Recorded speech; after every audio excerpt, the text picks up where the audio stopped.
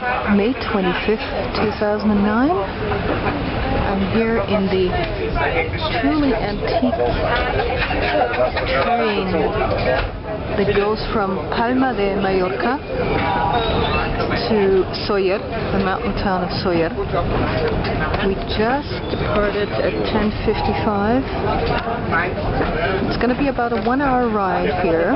The train is absolutely packed, and it's a historic train trip in a train that was built in 1912.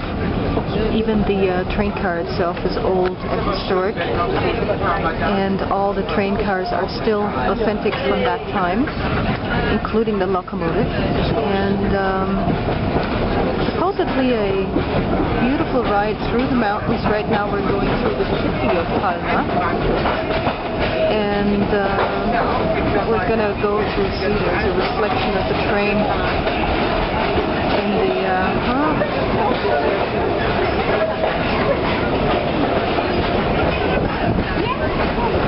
we're going through several tunnels, and it goes up into the mountains, into the Tramuntana mountain range